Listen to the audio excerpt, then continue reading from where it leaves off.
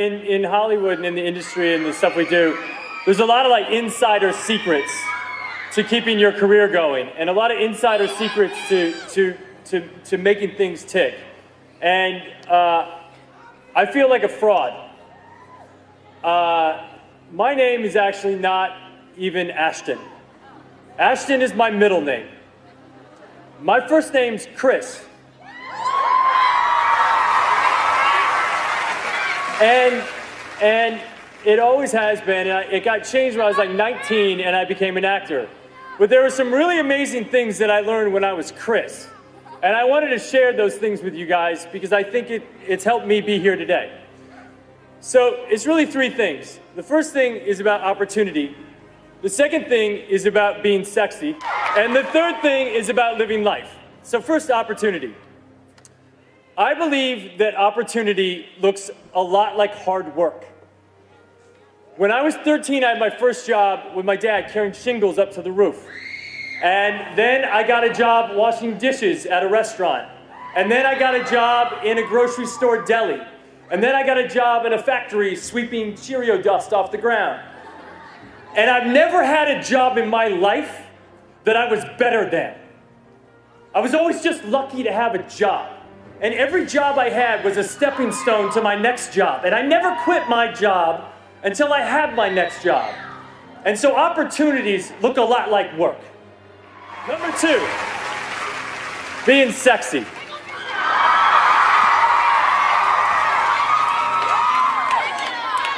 The sexiest thing in the entire world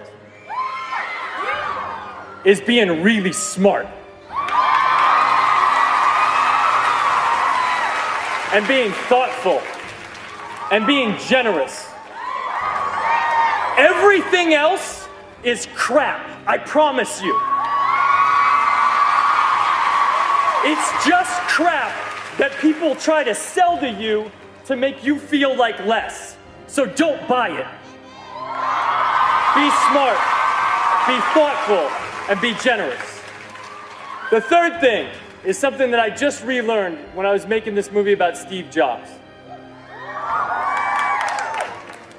And Steve Jobs said, when you grow up, you tend to get told that the world is the way that it is.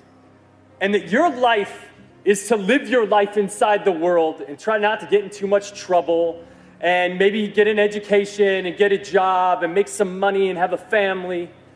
But life can be a lot broader than that when you realize one simple thing.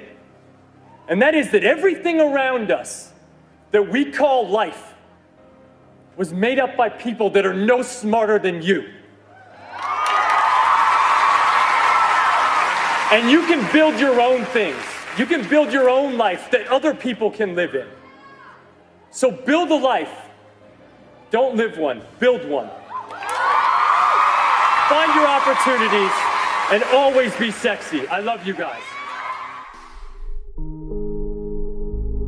You got to become a risk taker. Write that down. Viscott said, if you're not willing to risk, you can't grow. And if you can't grow, you can't become your best. And if you can't become your best, you can't be happy. And if you can't be happy, then what else is there? You know what? I saw Dr. Norman Vincent Peale 23 years ago. But for 13 years, I wouldn't take the chance.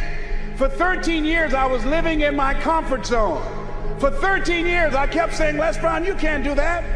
Les Brown, you can't have that kind of audience. Les Brown, you don't have the oratorical skills. You don't have the knowledge. You don't have the money. I kept saying, I can't do that. There's an old African proverb that says, if there's no enemy within, the enemy outside can do us no harm. Bishop talks about the enemy in me. If there's no enemy within, how many of you know that you've been your own worst enemy? Raise your hands. So you've got to be willing to get outside your comfort zone. And no one could have told me that the willingness to get outside of my comfort zone, the willingness to fail, the willingness to try, to experiment, the willingness to take some chances, the willingness to do something I'd never done, that in the last 12 years, for 13 years I didn't do it. I convinced myself I couldn't do it. Then the last 12 years, I've earned in excess of $14 million. Let me tell you something, $14 million, a good garden and a healthy hog, and you can make it through the winter in Birmingham, Alabama. Do you hear me? No one could have told me I have 2 books, Live Your Dreams, and It's Not Over Until You Win. No one could have told me, born in an abandoned building on a floor, labeled educable mentally retarded, no college training. No one could have told me I would have produced 5 specials for public television. That I'd had 3 years ago the highest rated, fastest canceled talk show in the history of television. Because I wouldn't do those conflict and controversy shows. No one could have told me. I had no idea that I could do what I'm doing right now. Let me tell you what I know about you, and I don't know you. You got greatness within you. One of Dr. King's mentors, Dr. Howard Thurman, said something one night. I was reading and I couldn't sleep. He said the ideal situation for a man or woman to die is to have family members standing around their bed, praying with them as they cross over. He said, but imagine, if you will, being on your deathbed and standing around you are the ideas, the dreams that have been given to you by life, the talents, the gifts that you've never nurtured, that you never developed, the skills that you never did anything with, standing around your bed looking at you with large angry eyes, saying, we came to you, only you could have given us life, and now we must die with you forever. And the question is, if you died now, what dreams, what ideas, what talents, what abilities, what skills, what books, what sermons, what seminars, what businesses will die with you? Miles Monroe said the wealthiest place on the planet is not in the Far East, where they have oil in the ground. It's not in South Africa, where they have diamond mines. He said the wealthiest place on the planet is the cemetery, because there you'll find dreams not pursued, books never written, songs never sung, sermons never delivered, businesses never erected, talents never nurtured, skills never developed. You survived 1 out of 40 million sperms. You were born to win. God wants you to be rich and wealthy and successful and to live the abundant life. You must affirm that for yourself every day. So as you look at yourself, and you look at your life, and you look at your circumstances, as you work on your goals and your dreams, here's some things I want to give you. Write this down. Hold yourself to high standards. See, what if Bishop T.D. Jakes had decided, when he first received the idea of the Manpower Conference, that it could not be? What if he had allowed that idea to die? We would not be here. See, many of you here, you are pregnant with some ideas. I'm telling you what I know. I will leave here this afternoon, tonight, in 1 hour, doing what I'm doing now. In 1 hour, I'll earn in excess of $150,000. I had no idea that I had the capacity to do what I'm doing right now. You've got genius in you. You're made in the likeness and image of God. You've got greatness in you. You have some special stuff in you.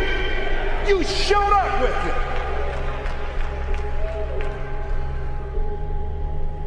So as you look at your life and you decide to become a risk taker, make it okay to fail, experiment, trial and error. Repeat after me, please. No test, no testimony. Yeah, you're going to face some hard times. What's the first thing they say when you get on an airplane before they take off? Fasten your seatbelt. Why? Because you will experience some turbulence before you reach a comfortable altitude.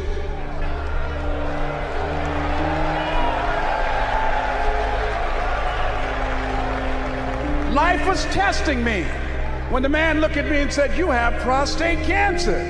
Your tumor is too large to have the surgery. We're going to give you radiation seed implants. The most anybody's ever gotten was 90. They gave me 238. I went back 3 weeks ago. They checked my PSA level, which indicates the presence of cancer in your prostate area. 1 to 4 is normal. Beyond that is that you have cancer and it's spreading. When I first went a year ago, it was 6.1. When I went 3 weeks ago at Howard University Hospital, they gave me an MRI, it was 10.5. The guy said, I'm sorry to tell you this. I said, what do you mean? You're in the same situation that you were in when you came here. Here's something I heard. At Christ Universal Temple Church, at a restaurant, Bishop T.D. Jakes was praying for a lady in a wheelchair. And it's odd how things come to you. When he finished praying for the lady, I'm sure there were some questions were asked that weren't verbal, that if the prayer worked, why didn't she get up and walk? And what he said as he was walking away, healing takes first place. First, he said, healing takes place first in the spirit.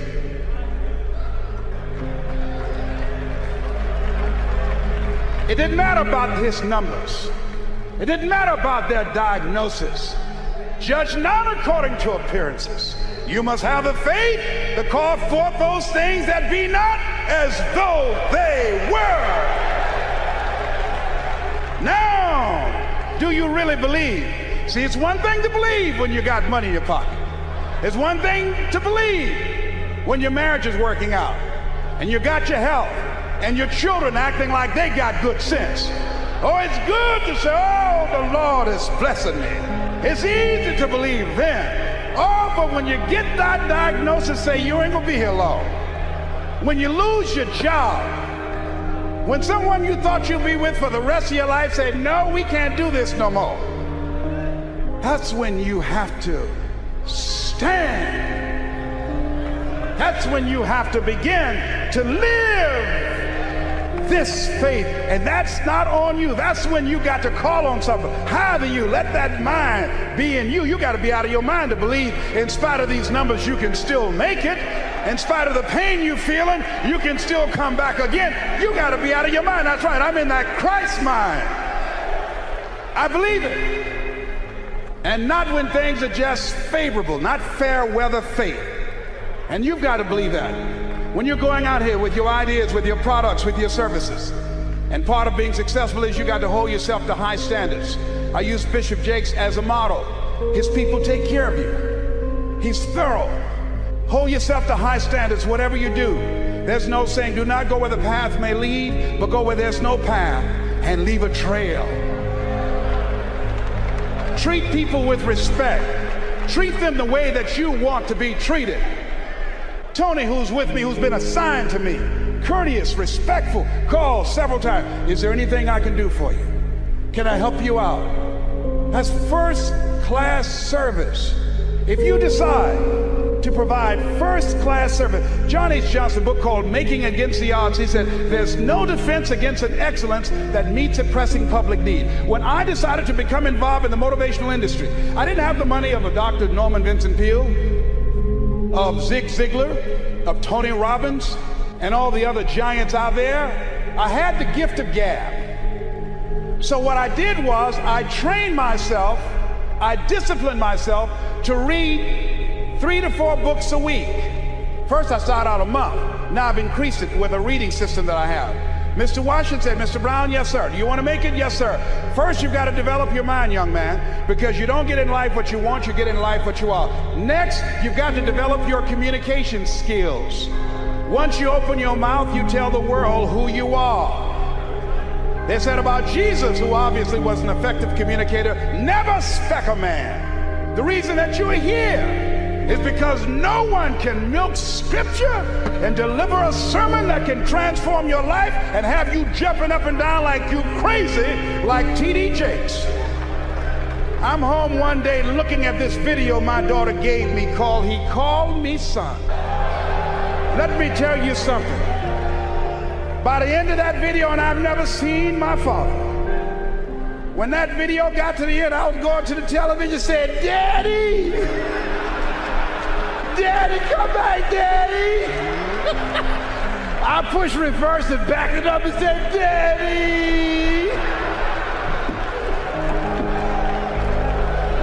Let me tell you something. He just broke me down in my bedroom. All by myself. I'm looking around to see if anybody see me. That man crafted that message, you hear me? I'm crying like I'm at a funeral. I want my daddy. See, that's a gift. You hear me? That's a gift. People use his word anointed. Only place I've ever seen it applicable is in his case. That's the only thing. I mean to tell you, I think I'm a good speaker, but this is a bad boy we got up in here. Words cannot encompass the symbolism of what we have the chance to see up in here. And yet, he's down to earth. I mean down to earth, wear all these little funny outfits he has. I mean, it knocks me out.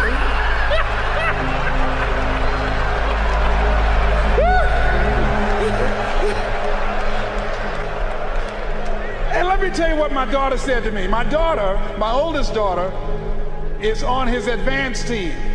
She said, you know what, I was listening to Dion last night, and I think I'm going to call Bishop Jake's daddy too. I said, I wish you would. I mean, I will throw you out here right now and break his leg by calling him daddy. Now here's how I want you to write this down. Write down, take responsibility for your life. Take responsibility for your life. Now that's very important.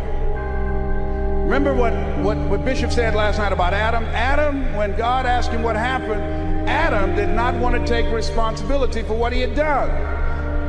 Men have always tried to escape that. So the reason I'm telling you that we got to start owning our stuff as men. Write down the next R, and that is not only responsibility, but be resourceful. A lot of men, I don't have it. I had it, I'll give it. If the women had that kind of attitude, the children would starve to death. The reason that they eat, the reason that they have some place to stay and to lay their heads and have clothes on their backs, because the women decide, I'm going to make it happen no matter what, and they're resourceful. My mama raised 7 without a man. She cooked. She cleaned houses. Here's something else that will cause you to reach your goals when you leave here. Write this down. Reasons, compelling reasons. While you're here, when you make this covenant with God, when you decide to live like a conqueror, when you decide to become more successful, to create wealth, to be a change agent in your community, what is it that can keep you on the straight and narrow, that will cause you to keep your commitment to your commitment? I used to do door-to-door sales with a man named Sam Axelrod. Sam Axelrod was intrigued by me because when he came to pick me up, he didn't have to blow his horn. I was downstairs waiting for Sam when he came around the corner. And unlike the men that work with him and other young people, when it got dark and Sam blew the horn, everybody ran to the station wagon. And they would do a head count. And they'd say, who's here? So everybody's here except Les. And they say, hey, Les, come on. No, I'm not coming, Sam. Why? I haven't sold anything. No one's sold anything, Les. It's a long run from Liberty City to Overtown. You got to pass the 20th Street Sharks and the 14th Street Game. The jitneys will stop running soon. I can't stop, Sam, until I sell something. See, my reason for going door to door is different than everybody else. Most people out there are trying to make some extra money to party on the weekend, or to buy a new outfit, or a new bicycle. The reason that I was working was to take care of my mama. The reason that I was working is because I was working on Miami Beach with my mother. My mama used to fix the kind of sweet potato pie that you couldn't eat with your shoes on.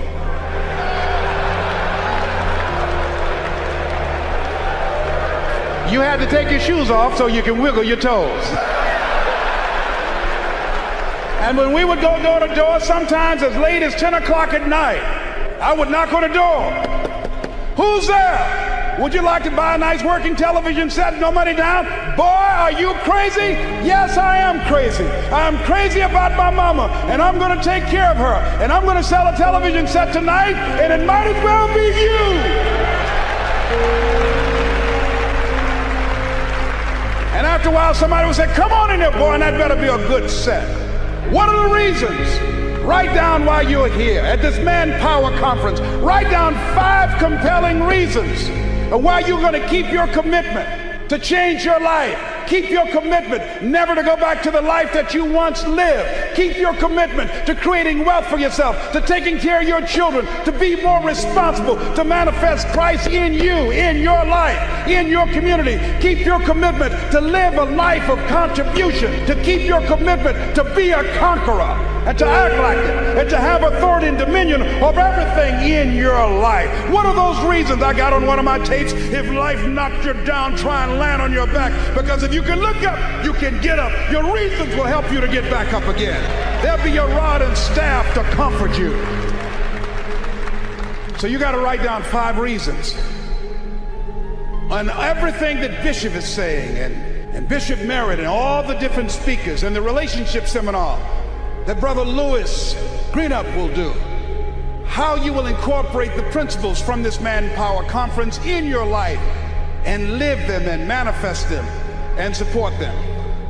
Now here's one second to the last thing. Let us say together, you got to be hungry. Hold on. Mr. Watch said, Mr. Brown, what do you want to do? Well, sir, I'd like to be a disc jockey. Mr. Brown, if you want to be a disc jockey, you got to be hungry. What do you mean by that, sir? You've got to be willing to do the things that others won't do in order to have the things tomorrow others won't have. He said you got to work on yourself, develop your mind. You don't get in life what you want, you get in life what you are. Always strive to get on top in life, because it's the bottom that's overcrowded. You got to be hungry. I said, yes, sir, I'm hungry. I want to be a disc jockey, sir. He said, is that right? I said, yes, sir. He said, start listening to Paul Harvey. Start listening to people who are effective communicators. Be conscious of what you're saying and how you're saying it, because how you express yourself, once you open your mouth, you tell the world who you are. See yourself as a radio disc jockey. Start working to get sponsorship. Start creating the radio format that you want. Start developing your personality. I said, wait a minute, sir. I said, I want to be a disc jockey. I don't have a job yet. And then he quoted Whitney Young. He said, it's better to be prepared for an opportunity and not have one than to have an opportunity and not be prepared. You got to be hungry.